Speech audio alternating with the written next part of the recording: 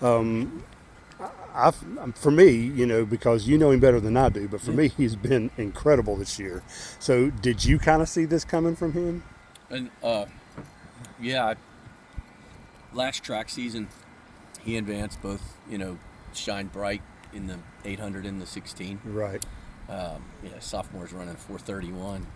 That to me told me that they're going to be dynamic in the fall. Cross track goes. Track builds your cross country team. Your cross country team supports your track program. Right. So, I saw the progression over the last 2 years with them, and they never stopped. They both and other athletes too. Ethan, Hauk, and they went to New Balance Nationals. Right. And they just kept on training. And when we got together in July, they were all crushing it. So I knew they were going to have a great year. He wins the first race of the year at Riverside. We kind of expected that a little bit. Then he really shows out down at Roanoke, right? The Knights Crossing, there's at Roanoke. That was huge. A top 10 finish at Salem was huge. Like, nobody from this county in the history of cross country has ever finished top 10. Right. Were you, I know you were excited when it happened. Were you Beyond. a little surprised? No. Because that's a big deal. For him to put up that kind of a performance down there is, that's pretty impressive. But knowing what he's doing every day at practice and how hard he trains and how, driven he is. Right. No, we weren't surprised. Right.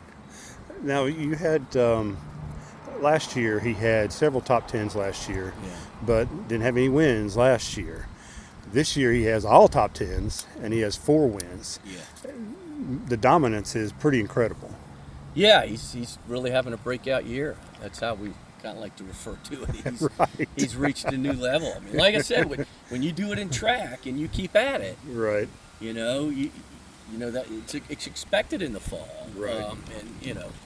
He's he's exceeding the expectations. I'll tell you that. But, but running what they did in the spring, I knew it was possible. Right. Look, go back and look what Ryan Vaught did.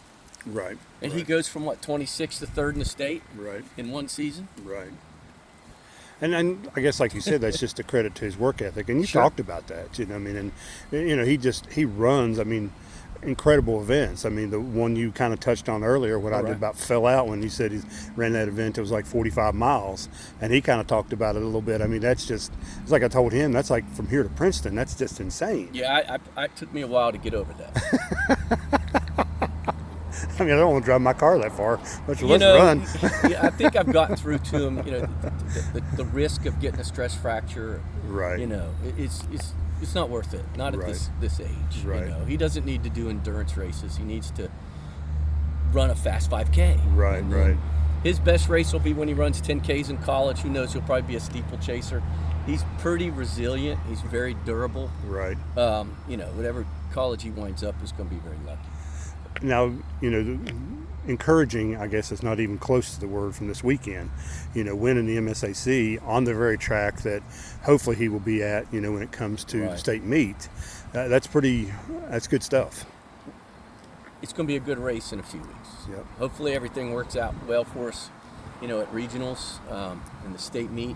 It's going to be a good race. He talked about a lot of what he's doing is kind of early acceleration, getting out in front of the pace to keep out of those packs and slow you down. For him to do that, though, and still have the kind of endurance to keep going is pretty impressive. Oh, yeah. He was leading the race, I think, at the first 400, 800. Right. As far as your team goes, has anybody surprised you this year? On our team? Yeah. They keep growing. Our number 5 guy's Tyler Cook. I'm not sure he was even in the top 7 last year. Right. So, we've got a big push from him. Glad to have Chase Dominic back from early injury. Mm-hmm. Alex is staying there in the top 7. Right. Now Drew's pushing up a little bit. From where Ethan was a year ago to where he is now is a great improvement. Right.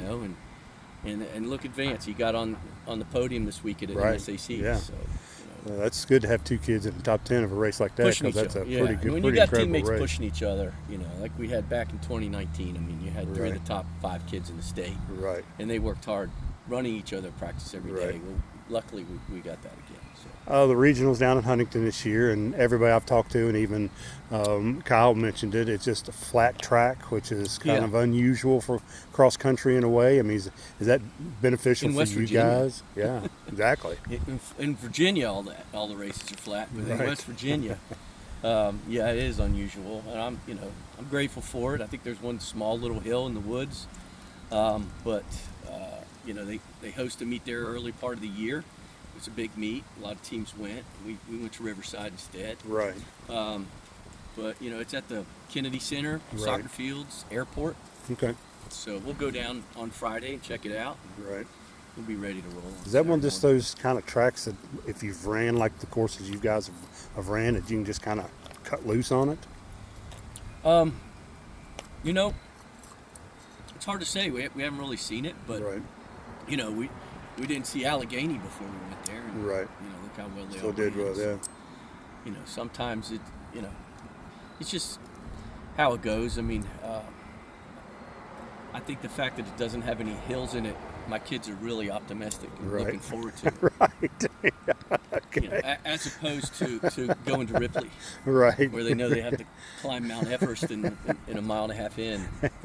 So, but, All right.